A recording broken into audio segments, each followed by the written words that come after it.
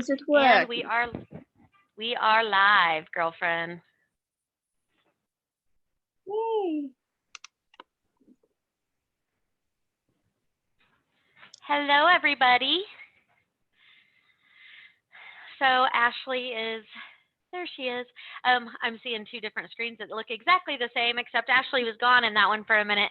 So again, I am AJ, and this lovely lady here is Ashley, and today we are talking about monogamy. So Ashley, you want to get us started? My computer cut out right before you said. Yeah, can you hear me? Yes. Okay. Yeah, my computer cut out right before you did introductions. I was like, oh, that's great. Gotta love technology, don't you? Well, yeah. Yeah. You know how much I do. Yeah. All right. Sorry, that was loud. So yeah, we are talking about monogamy today. What monogamy is being with one person sexually and emotionally in a relationship. What else did monogamy stand for? Well, I guess just round it up to pick one person, one thing, one relationship, just one. Yep. I always remember, if anybody's seen the movie Moana, the princess movie, the crab, when he has googly eyes and he looks at her and goes, pick one. That's what it reminds me. I'm not sure why, but it does. And that tone he takes with her kind of reminds me of what the world is telling us to do by you only can pick one. So yeah, that's what monogamy is and what we were kind of talking about this week. So I want to expand on that a little bit because it's a little, I think it's an agreed upon relationship that you're going to have, where you enter into this social contract with somebody that they're going to be the primary sexual, physical, emotional support that you have. And that's what most people believe. And where it gets people in trouble is they will think, well, this means that you're going to be my primary sexual partner. And maybe that doesn't entail the emotional part of it. And then so the other person maybe gets fulfillment from that from their friends or from their family, and then this person feels that they're cheated on. And that's really just a communication issue there. So even if you're going to be in a monogamous relationship, it's important to really have that conversation of what does monogamy mean to you, because it can be different for every single person. Yeah, definitely. It can. Let's piggyback on that. So you say it's different for every single person, and I completely agree. But there's still this shadow, this blanket of what monogamy should be. You know how much I love the word should. So you say monogamy can be different for everybody, and it should be different for everybody. It should just be whatever you view that in yours and your partner's relationship. But there is this gray blanket over that word. There's this gray blanket over intimate relationships, couples, sexual intimate relationships, husbands and wives, girlfriend, that kind of relationship, on what they should be and what the guidelines are in general. And some of those are like, you can only be with that person emotionally, sexually, intimately, only that person. If you, for example, if you call a opposite sexed friend and you're talking to them about emotional stuff and they're fulfilling your emotional needs because maybe your partner can't or won't or both, who knows, that would be considered cheating. If your significant other just fulfills you completely and totally, emotionally, intellectually, passionately, spiritual wise, but it's not so great in the sexual realm, and you go and you fulfill that need, that's cheating. And it could be for any reason. People go and they seek other things, but there's this gray blanket of you should not do that, You definitely cannot have sex with anybody else. You definitely can't have children with anybody else. And if you do have children with somebody else, it better be before a relationship before me. You Right. know, this, I don't know, blanket of bullshit. I mean, that has, again, and I use this metaphor And let's make it clear with, that both of us are in monogamous relationships. We're both yeah, we are. we're both married and we're monogamous in our marriages. But that doesn't mean that we don't have an understanding of the general societal norms of what monogamy means. And that's really what Yeah, we wanted to talk about today. Is that, definitely. like you said, that bullshit? I like to talk about BS, those belief systems, and in our society we do have those belief systems or BS um, that says we're monogamous, we got married, we're in a relationship, and therefore you can't do X, Y, and Z. And oftentimes that means having friendships with other people, flirting with a waitress at dinner, watching porn, Yep. That's a big reading one. We had talked reading porn erotic last. novels. Yep, we talked about porn last week. And A lot of negative energy around porn and considering cheating and helping it ruin relationships. So yeah, I mean, yep. um, touching base on that again, just a little snippet, touch base on that. But yeah, continue. Sorry, I interrupted. My bad. Well, that's what we do. We interrupt each other. Um, it keeps the conversation flowing. So Yeah. the biggest thing about it is we have the expectations of monogamy, but we don't have those conversations with people. And So some of us don't realize that we aren't programmed like that right, until we are, you know, so far into cheating on our significant other for XYZ reason. And you're sitting there beating yourself up about it, like, I can't keep a relationship because I'm a cheater, or I can't keep a relationship because apparently I can't keep my emotional needs to myself. right. And You know, it doesn't necessarily mean that there's something wrong with you if you are not inherently a monogamous person. It just means that you have been raised and you've grown up in this society that has these expectations, and that's not perhaps your standard, and that's not perhaps your values. And it's important that we remember, just because we're born into something doesn't mean that we have to carry those values for the rest of our lives. Just yeah, because we're Christian doesn't mean that we have to believe in monogamy. yeah, yeah, And definitely. there are lots and Religion. lots of resources. Yeah, religion definitely has its own standards, and we there are a lot of resources out there for people who say, who spiritually they believe in Jesus Christ and they believe in Christianity or whatever religion it is, but they really struggle with the monogamy part, and they are really pulled between those two different value systems.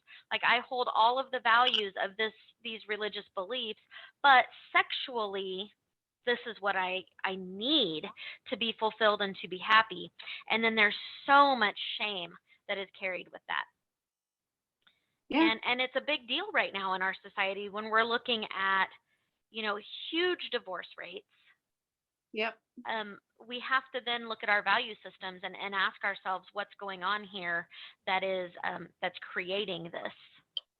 yes, and that's when I first joined a CU and really tried to dig in deep and find a niche. I think I had kind of touched base with you on my niche and stuff like that Hmm. a while back.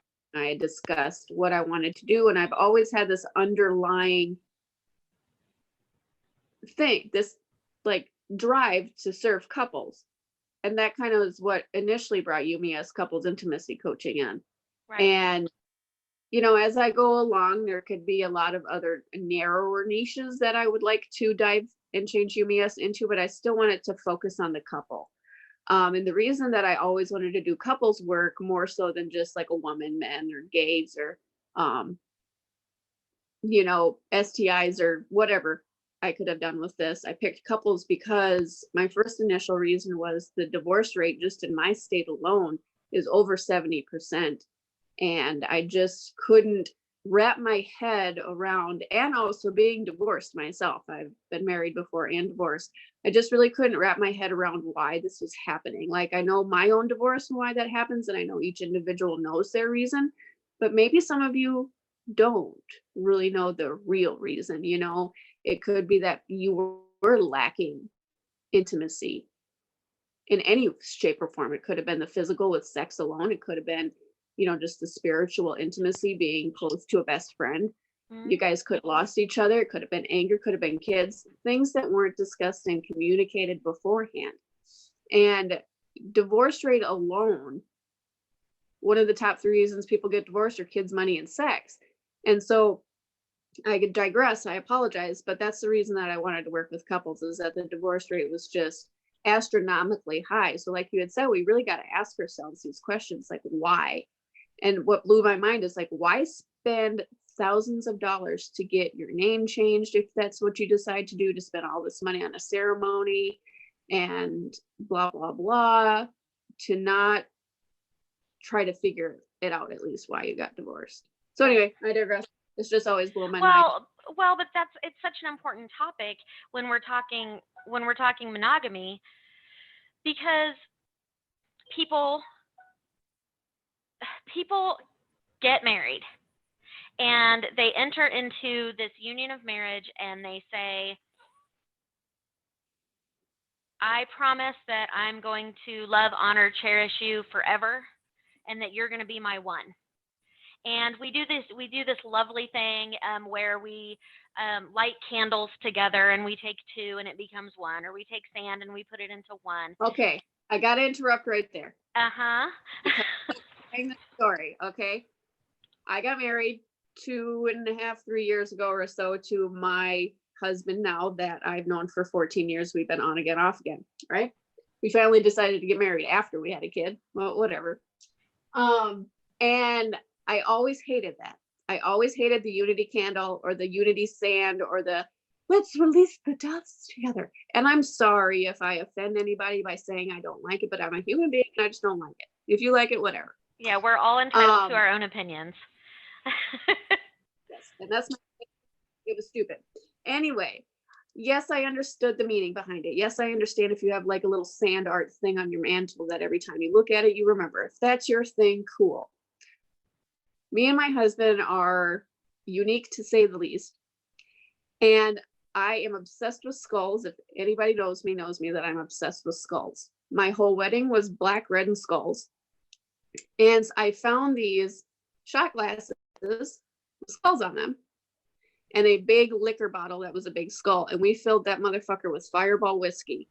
It's hot cinnamon whiskey. I love it. And instead of a unity candle, we had a little poem, and it said, here's to you, here's to me. If ever we were to disagree, fuck you, here's to me. And we took a shot together and we slammed it down, and then we finished our wedding ceremony. So it was just a fun little story. I love sharing that because it was different. Well, fun. Because it's different, and that's okay. And a lot of people are going to be like, oh, why would you do that? That's not romantic. That's not this, but it's yours. Yeah. And Jordan and I didn't do the putting 2 things together either. We had a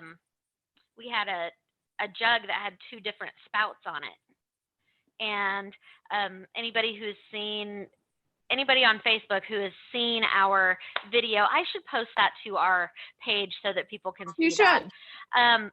But when he proposed to me, there were these little straw snails, and I was cleaning the house, and I got on live and was talking about them. And so straws have been a theme for us forever.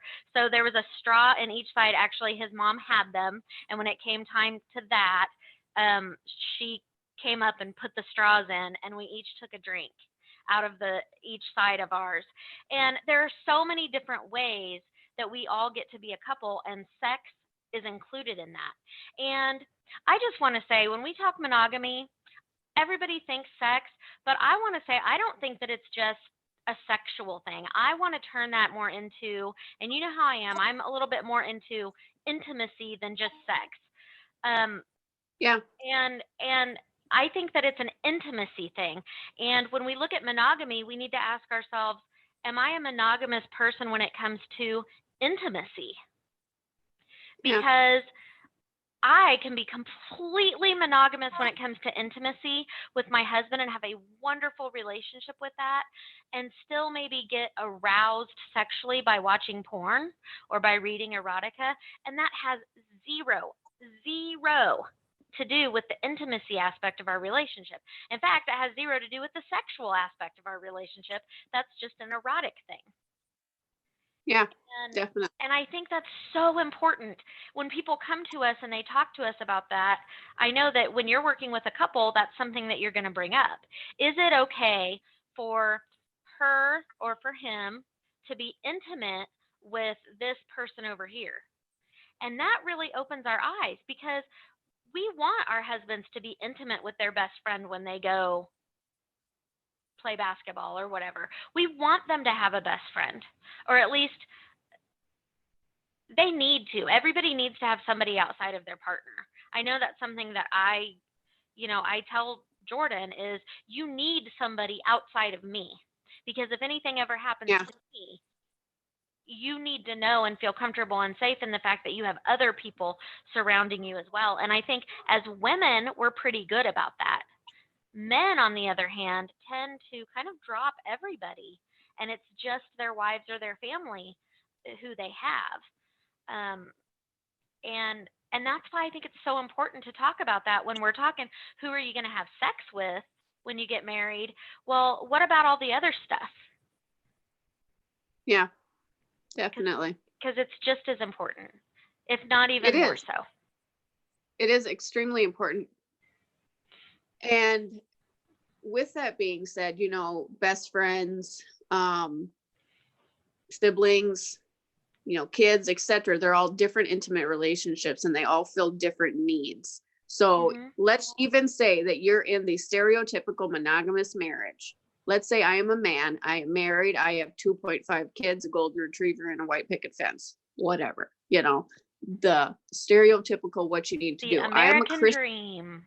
Yes, I am a Christian. I believe in God. I believe by faith. So I abide by those original stereotypical rules. I will not have different encounters or desires with anybody else other than my wife. She is my only best friend. He goes to work, he comes home, he does everyday stuff. He has no friend. Like you had said, what are you going to do when she leaves? But also my point is that he has other intimate relationships with his kids.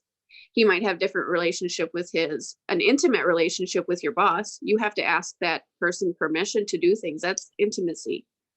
That is like a parental authoritative role, and you are If it's below. a It's good still working relationship, there's going to be some intimacy there for sure. yeah. Or at least some vulnerability that you have to give up, some little bit of control. Even if you are the boss, it's still an intimate relationship. All of these things fill a person's needs, and you as an individual have, a list of needs. Maybe I have 5 needs I need to be filled: sexually, emotionally, intellectually, whatever, I have 5 of them. Sam across the street has 70. Like the list goes on and on and on and on and on. And I'm missing one of those things. And I am not supposed to go out of my rules, out of my monogamy, out of my contract. But yet I met my wife when we were 18 years old, and we just immediately got married and started having kids, and we've never had this conversation. Which is the case in most parts, is we've never had this conversation. It was an Yeah. understood And then based on societal norms. Yeah. And then she dies, or maybe she decides to leave him. She decides I need to change, and she's the one that leaves him. And then he has no idea what to do to move on with his life. He has no idea how to fulfill that.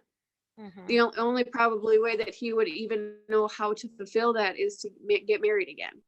But what if he can't find that same person she was? Then what are you going to do? It's it's completely past sex. It's intimacy as well. Mm-hmm. And I know couples that have completely left their significant others for emotional or intellectual cheating. Right. So let's move this on over to the cheating aspect. When again, that's another societal construct that is it's just an understood. And this is where we really get into those expectations versus standards. Like, I expect my husband to not cheat on me, but I haven't, and I've told him, I expect you to not cheat on me, but I haven't actually discussed my standards, because my standards, and that's for another day, there's a huge difference between standards and expectations. My Yep. standards for what cheating is may be very, very different from his. So we have entered into this agreement that we are married, we are monogamous, he's not going to cheat. Okay, so now what does that mean? We have to have that conversation. And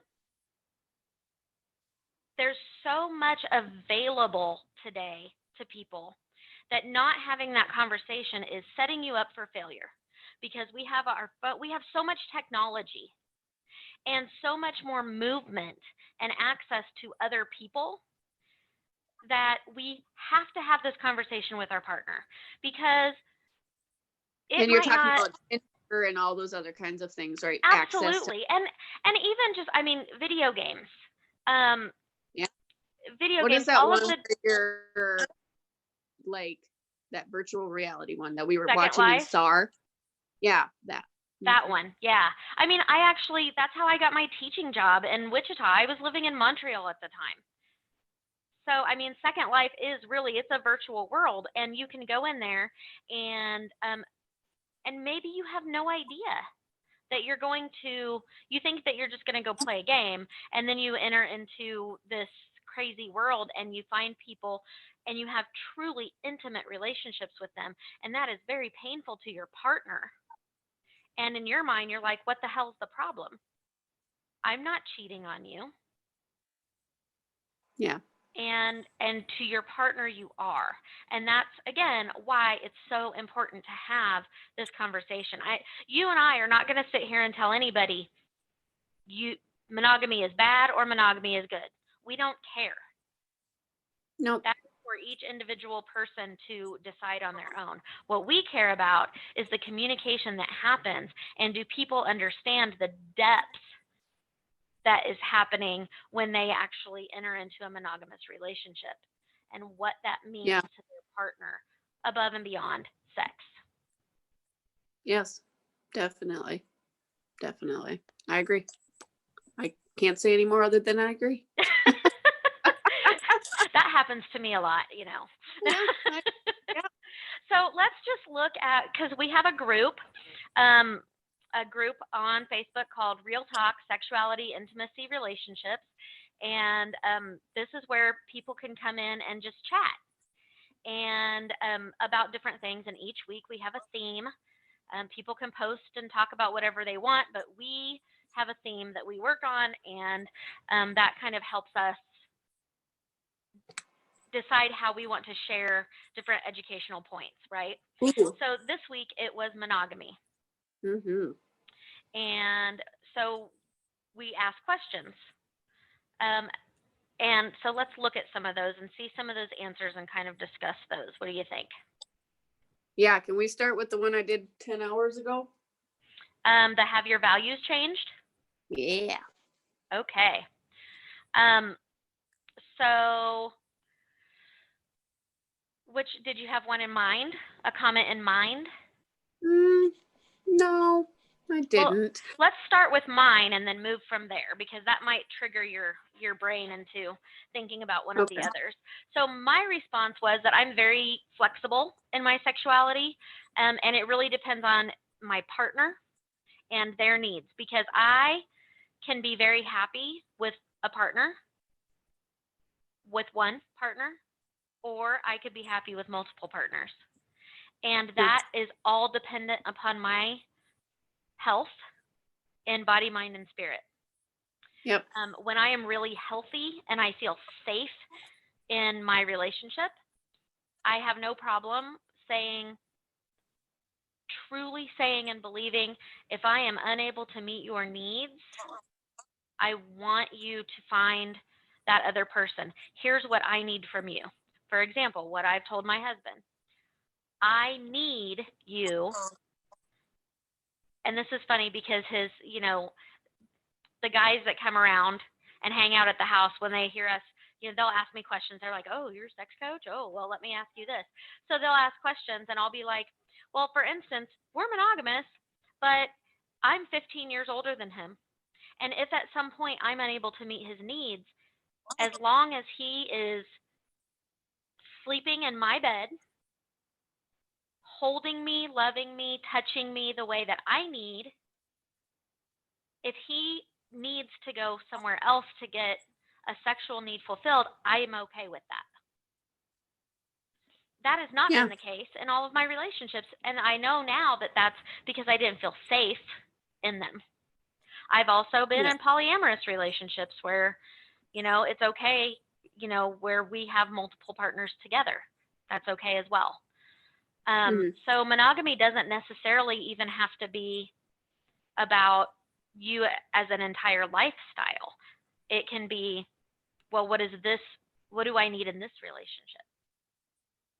Yeah, and I think what you're talking about, and I did some research this week too, between monogamy, polyamory, an open relationship, and what's now growing called non-monogamy. And that's kind of what you're talking about. Like, monogamy is what you want it to be. It's the contract that you make with your partner and yourself. And if you break that contract, no matter if it's other people, sexually, emotionally, intellectually, or no other people, what we agree to is monogamy.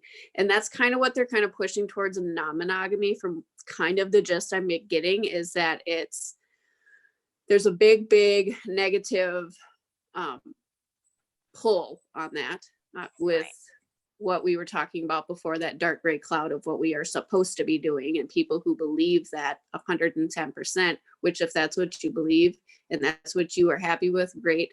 It's just a big protest. If that fulfills you and works for your relationship, awesome. Yeah, but there is a big, huge protest, and it is from the churches, unfortunately. And again, nothing against them, just from what I've seen, the negative pulls from. Yeah, it goes against their values. Yeah, so they kind of want to fight that and protest, which is their right. And the other side of it is what you were talking about, like monogamy is going out the window. Monogamy is whatever the hell you want it to be. And so now they're calling it non-monogamy because the churches, because of negative pull, they don't want to step on anybody's toes.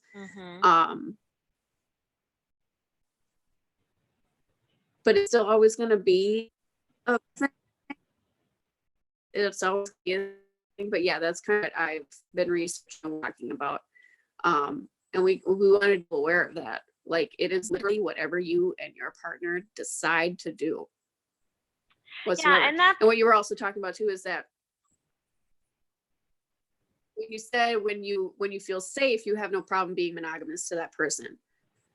And when you were saying that you were struggling or unable to get a need met, or even with your husband, that would still be monogamous. Can you kind of elaborate on the ones that you weren't monogamous? Did you feel safe? And I know that you said no, but has there been other ones that you have that aren't monogamous that you still felt safe? That I felt safe within myself. Okay. Yeah. So. Not like abuse. No, that's not what I was talking about. Yeah. So but feeling. Yeah, no. I have been in relationships where I felt very safe with this other person. Safe to share my emotions and safe to be vulnerable and say, I feel jealous right now. And safe in being able to communicate. And I've had those relationships where we were seeing different people. And that worked really, really well because we were able to have that communication. And then my previous marriage to my son's father, I did not feel safe. And it wasn't his fault. This is, I didn't feel safe in myself. And that was because I pretty much changed who I was as a person in order to be in that marriage.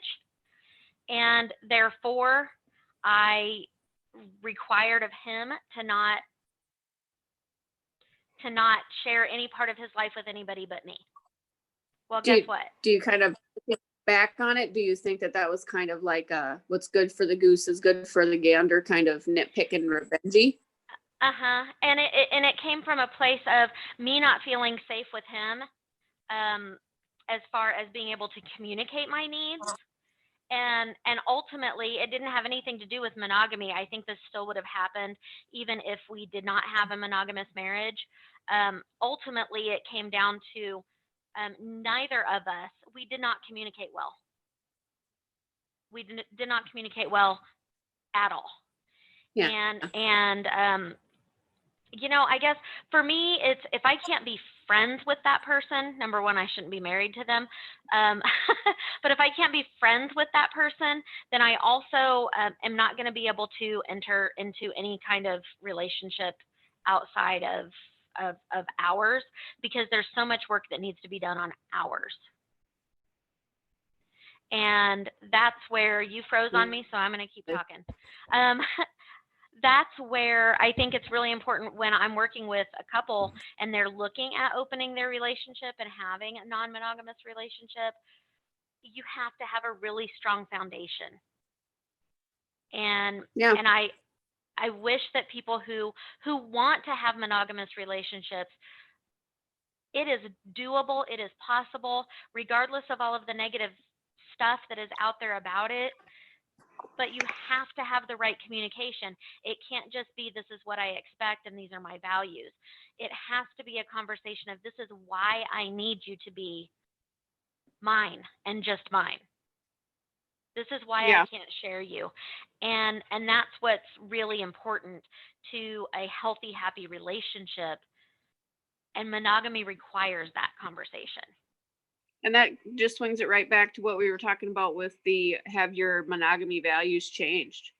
And you have to communicate that. And I don't know about anybody else, but for the needs and the wants and desires that I had at 18 years old are far different from what I am now at 32. Mm-hmm. They're far different from what I had before. I grow, the more my needs and desires change. Yeah, and wouldn't you say that the more we learn, because I think that I've gotten even more comfortable in my flexibility since doing all of the studying that I have been doing and talking to the various people and understanding all of the different levels of intimacy. So you feel more flexible in your monogamous terms initially with your partner? Is that what you're saying? I feel less emotional about it. Like I'm able to make an intellectual decision on that rather than an emotional one. Because if your partner comes to you and says, you're not meeting my needs sexually, I don't care who you are, that's going to sting. Yeah, that's going to bite you in the butt a little bit. Yeah, no. And it's going to sting if you realize that already and you go to them and say, I know that I'm unable to meet your sexual needs. But how great would it be to be able to love somebody and have that person in your life forever, and also be willing to say, I know that this is a need for you, so you go and you get that taken care of, and I'm here, and they can say the same to you. You know, maybe that's something I don't want to do, or it's something I can't do. Yeah. There's nothing wrong with that. And you still have a loving, honest, trusting, beautiful, healthy relationship. And I Yeah, think definitely. that's where we're trying to move as a society, to understand that love is love no matter how it happens. Yeah, and I think that is kind of shifting a little bit. There's always going to be some pullback, like I had mentioned before. There's always going to be a lot of misunderstanding and closed minds and closed hearts. That's just what the world is. Mhm. And it's just going to be. We're going to have disagreements, and sometimes people don't have the correct tools or emotional support to do it in a proper way. So we're always going to have that.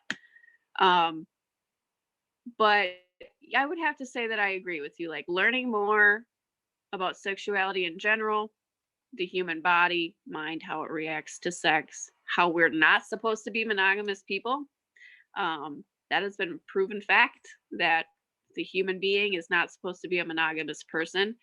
Or And is not from what, naturally a monogamous yeah, person. Yeah. not naturally a monogamous person. And again, we are not, I know it feels negative, like we're bashing monogamy, like the stereotypical one person, one emotional spirit, whatever. We're not. We're really not. It's just trying to make clarity of everything else. But yeah, I think we're pushing towards that. But the more I learn, and I like we had said before, we're both in monogamous relationships. I would have to say that my relationship is a little bit more of the stereotypical, one thing, one emotional spirit than yours and Jordan's is, but it's still changing and growing, and we still have different needs and desires as we age together. We have been on and off, like I had said, for 14-ish years, maybe longer than that. And we were on and off for a reason, because we had different needs than who we were at those current moments. And Mhm. so we ended up breaking up because we didn't know each other anymore. Right. And didn't, And at that time. yeah, you guys didn't allow yourselves to grow together. It was like one or the other. It's a black or white. So instead of Yep. being together and growing together and saying, well, we want each other, and a lot of people look at this and they say, well, I want my cake and I want to eat it too. You know what? Let's get off of that a little bit, and let's look at the human being as a very diverse person. Yeah. And you guys could have possibly stayed together all that time Hmm. and also explored other outlets as well. Or maybe that's how it needed to be. And great, you guys came back together and you found each other. Yeah, definitely. I am a, And looking back, I can tell that maybe not the first time we broke up, but maybe the second time we broke up, we could sit together, it out. And who knows where we now sexually, intimately, sensually, if we were to stay together that last time, because that last time to now, there's a lot of needs and wants we have discussed with that we aren't still emotionally ready for, mhm. because we're so stuck in the stereotypical monogamy and jealousy and revenge and doubt and hurt feelings, that we have to work through that before we expand. But that need and desire, like we still be with you having somebody to go and hang out with, or you go to guys night without worry about you screwing somebody else.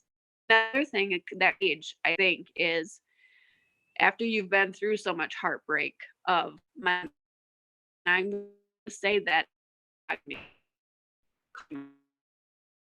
yeah, I and to see outcomes, but it was not me because I obviously was needs. He was obviously feeling needs at the time. Aware. And looking back on that,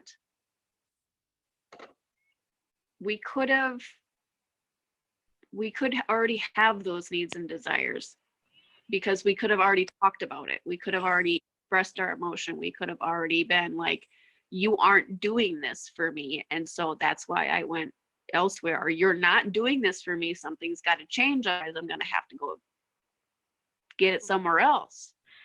If we would have had that discussion this time around, we probably could have been way we probably could be desiring and fulfilling our needs now instead of just realizing I'm running out of time. If you want to go cheat on me, fine. I'm still going to fulfill my needs somewhere else. I am going to trust you no matter what. And I do it. And then my mom tells me it's not trust because it's just me saying, well, fuck you if you decide to cheat on me anyway. No. If he did go and to do something like that, I would then be asking myself, well, why? What did I do? What am I not fulfilling? We would still be together. And it just happens with age. It does. And there's a really fine line here, because you can have somebody who's a cheater.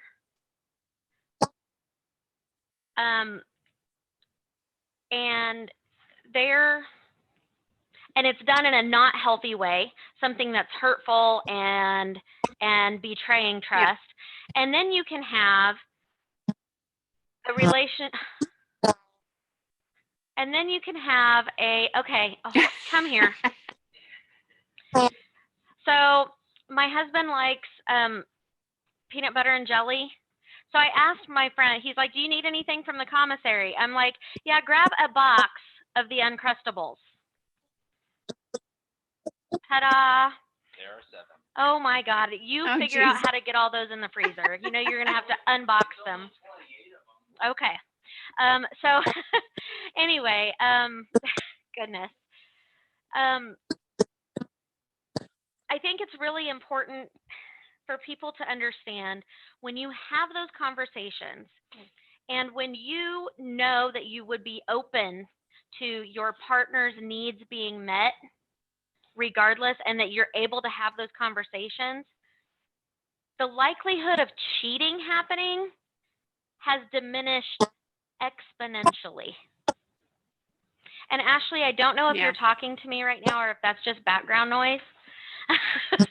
Because not only am I not hearing what you're saying, but I'm not seeing, like, your image is staying where it is.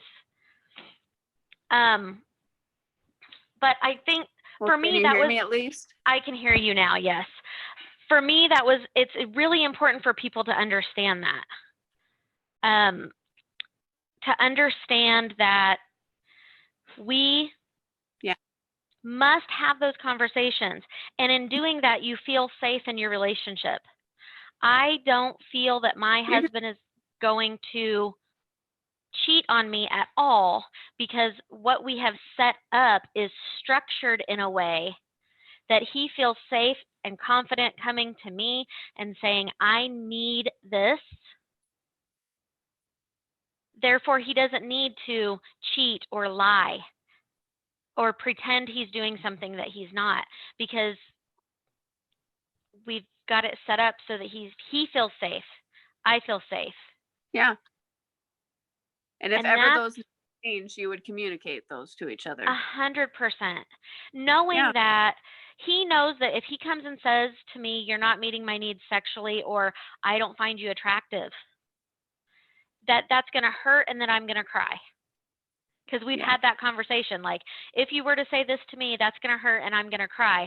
But I want you to have that conversation with me, because it's more painful to find out after the fact.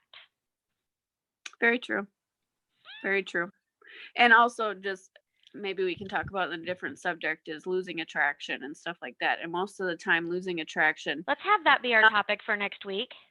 Yeah, we can do that. Losing attraction is usually not the physical. It is usually emotional and resentment and deep down hurt, negative feelings that you just cannot no longer live with.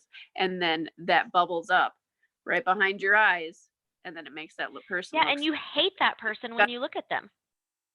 Yeah, and it had nothing to do with you gaining 20 pounds, or it had nothing to do with you getting a lot of wrinkles or your skin's getting loose, because I'm sorry, if this is your partner, they've aged right along with you.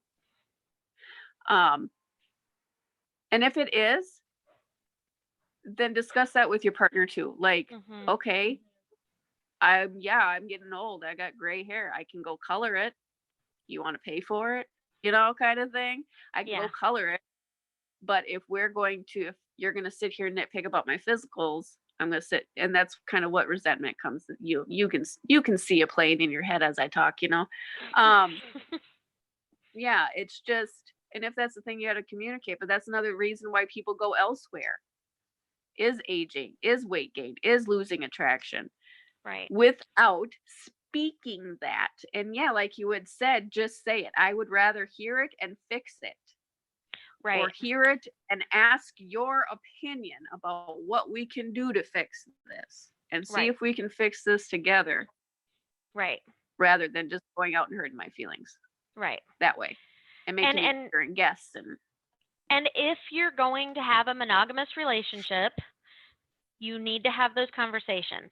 And if you're going to have an open relationship or a monogamish relationship or a polyamorous relationship or whatever kind of relationship works for you, then Yep. awesome. But let's build a foundation and let's have that communication and trust. One of the things, I don't know if this is for this topic or not, but let's say you are asexual. Okay.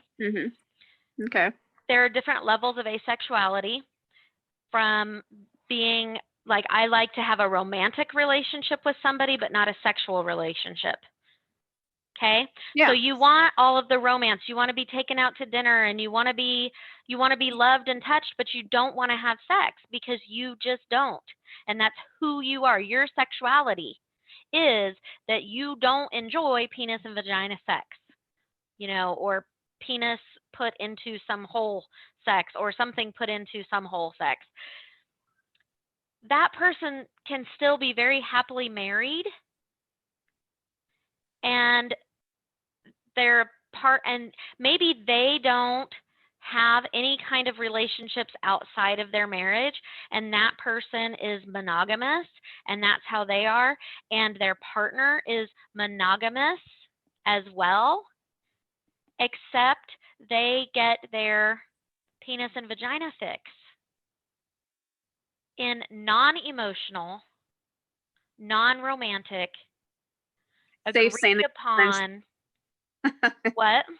I said safe, sane, and consensual way. Yes, that are just, I'm having sex with this person and that's all I'm doing because that's a need that I have, but not one that my partner has. And why would you deny yourself a loving, happy, healthy marriage with this person who you truly love and adore, but who doesn't want to have that kind of sex? Yeah. Okay, cool. Yep. And that's okay if that's what works for your relationship and everybody's happy and healthy and loved. Yes. And I think when we talked about polyamory and we were talking to Suzanne, this was kind of our closing line too, of there's pros and cons to all. This is your individual life and your individual relationships. If you have a changed opinion or value, it's okay. Absolutely. Explore that. If you need help exploring it, reach out. Just do whatever makes you happy in your relationship, in your life. Right. To That's be it, a no matter what you whole do. person. Stop Yeah, taking out who gives a pieces of crap? yourself and throwing them away. You need to be a whole person. And in doing so, Dr. Patty, I'm going to forever carry this with me. Dr. Patty says, put yourself at the front of the serving line. And then Yep. I took that a step further and I said, because you have to nourish your soul. Mm-hmm. And I fully 100% believe in that we have to nourish our soul so that we can feed everybody in that serving line. So we serve ourselves first and then we take care of everybody else. And miraculously, there's always enough food for everybody when you're at the front of the serving line. Yeah, definitely. There's always just enough as long as you serve yourself first. If you don't serve yourself first in all aspects of life, somebody is going to get more than the others. And if you And serve yourself last, you're not going to get anything, but it's amazing. It just goes away. It Somehow does, there's not enough. Yeah. Yep. So. Yes, that needs to be another one, is self-love, self-care. Yeah. Definitely. Yeah, as we talk, we think of topics. Yes. Oh, let's talk about this. Oh, yeah. So for anybody who's watching who is not part of our group, give us a comment, let us know. It's also going to be down in the links under the YouTube video here for you so that you can link in and get into that group. There will also be a women's only group that is in there for those of you who don't feel quite comfortable in multiple genders in the group. There's going to be a women's only group in there. We don't have a men's only group yet. That's something that maybe possibly is coming down the line, but we would love for you to join that and join in on this conversation. Okay, we'll see y'all later. Mwah.